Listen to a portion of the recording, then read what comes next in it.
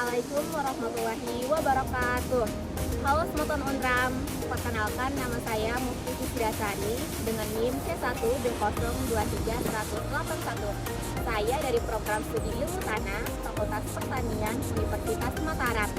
Nah, Semeton, video ini saya buat untuk memenuhi tugas praktikum soil agrohydrology dengan dosen pengampu Insinyur Padusung Magister Pertanian. Nah, pada kesempatan kali ini saya berada di saluran air Sandubaya, Kecamatan Sandubaya, Kota Mataram. Nah, saluran air Sandubaya ini terletak di tengah-tengah kota, di mana di sampingnya itu diapit oleh RSUD Provinsi Kota Mataram. Nah, di sebelahnya lagi itu terdapat lahan pertanian. Nah, selanjutnya saya akan menjelaskan apa itu saluran air. Tentunya Semeton itu harus tahu dulu apa sih itu saluran air. Nah, saluran air itu merupakan sebuah sistem yang dibangun untuk mengalirkan air, baik itu air bersih maupun air limbah dari satu tempat ke tempat yang lain. Nah, setelah mengetahui apa itu pengertian saluran air, Semeton juga harus tahu apa sih jenis-jenis saluran air. Saluran air itu terdiri dari beberapa jenis. Yang pertama itu ada saluran air irigasi, yang kedua ada saluran air drainase, yang ketiga ada saluran air hujan, dan yang keempat itu ada saluran air limbah.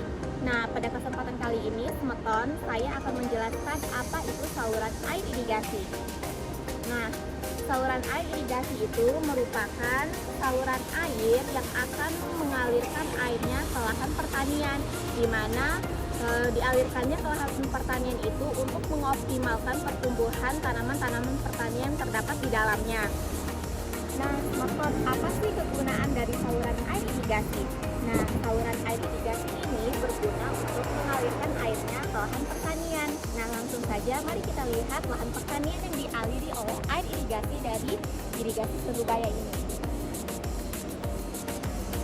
Nah, Semeton, bisa kita lihat aliran air irigasi tadi mengalir ke lahan pertanian, di mana di lahan pertanian ini ditumbuhi oleh tanaman hortikultur, contohnya itu kangkung.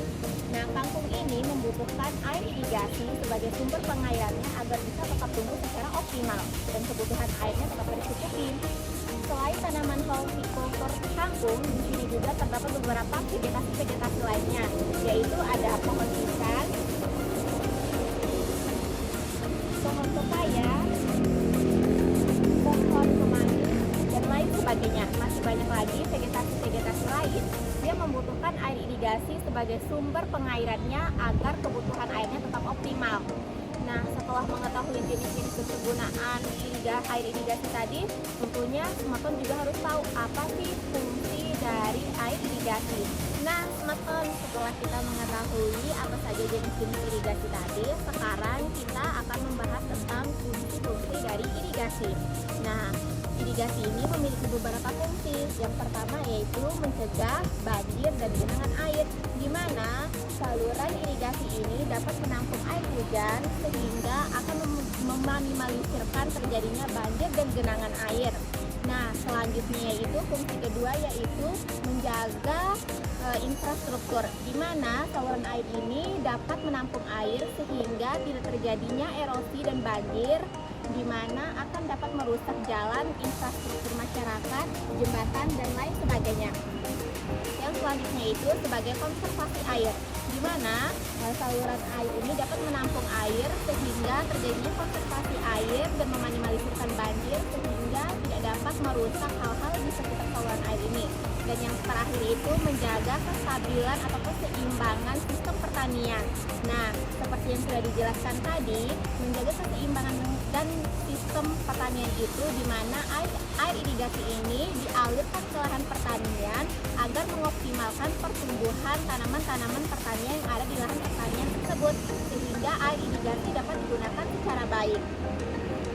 Nah, Semeton, setelah kita mengetahui dan sudah kita pahami tadi apa itu pengertian dari saluran air, apa itu jenis-jenis dari saluran air, dan yang terakhir itu fungsi-fungsi dari saluran air, sehingga kita semua dapat mengetahui saluran air ini ternyata berdampak besar bagi pertanian maupun non pertanian, di mana dapat membantu masyarakat dari segi pengaluran air untuk mengoptimalkan pertumbuhan tanaman pertanian, dan juga saluran air ini dapat mencegah terjadinya banjir dan kerusakan infrastruktur bagi masyarakat sehingga dapat terlindungi dari banjir dan bencana lainnya.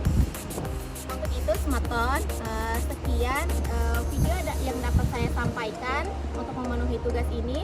Lebih dan kurangnya saya mohon maaf. Semoga dengan video ini Semeton dapat mengetahui hal-hal yang berdampak positif dari adanya saluran air.